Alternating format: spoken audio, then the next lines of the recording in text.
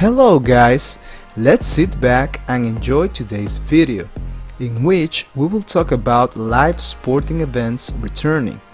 As we all know, the world is going through a crisis with the coronavirus pandemic, and all over the world, steps were taken in order to secure the safety of the people.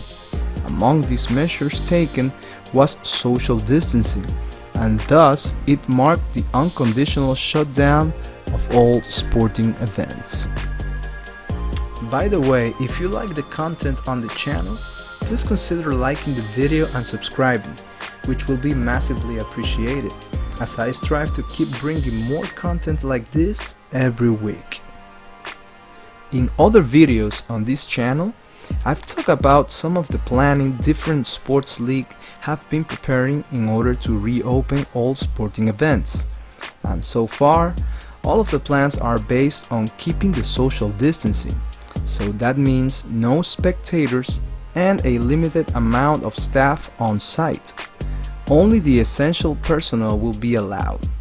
Also, in the beginning, all team sports practices will be done with the minimum amount of players.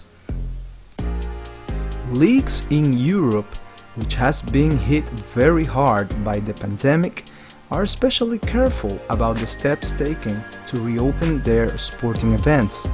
The Spanish Soccer League has been adamant on their plans to reopen, while Italy date to reopen the Serie A Soccer League has been pushed back to the middle of June from their original date, which was on mid-May. While this happens, some leagues have opted to shut down and canceling the remaining of their season because they believe the risk is not worth it. However, this past weekend, the Bundesliga, the highest soccer division on Germany, successfully reopened their league and celebrated the games to a massive, record-breaking television assistance. In other parts of the world, sports have been steadily reopening, and one good example of this is the Korean Baseball League, which even has some of its games broadcasted over the ESPN network for the US fans of the sports. And now that we are on the subject, the US have also seen one of its combat sports come back, as the UFC celebrated its event, the UFC 249, in a closed facility in the state of Florida, with no spectators, to a massive appeal and a great main event for all the fans to enjoy. This only raises the question, if some leagues did it, then why haven't the others? The reason can be resumed into something simple, and that is that not everyone involved approves. You see, when it is not a team owner, then it is an athlete themselves, who, as they think that the measures are still not good enough, as some people are pushing for tests to be done every day, and not only when a person has the symptoms, because they feel it's not safe to be around someone who could potentially be infected.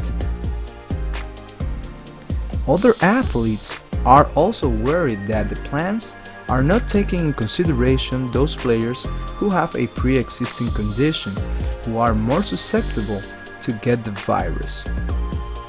Fans who are eager to see their favorite sports back have to be mindful that the right steps are in place in order to have a successful return. So patience is the key, as it will be disastrous if those plans fail. It needs to be understood that reopening sports entails many organizations not directly associated with sports leagues, like athletic commissions and multiple state laws. Let's hope that in the near future we start seeing live sports pop back into our daily lives, so we can cheer on our favorite teams and athletes. Let me know on the comments if you think the return of live sports is something of importance, given the situation the whole world is going through with the pandemic. This is it for today's video, guys.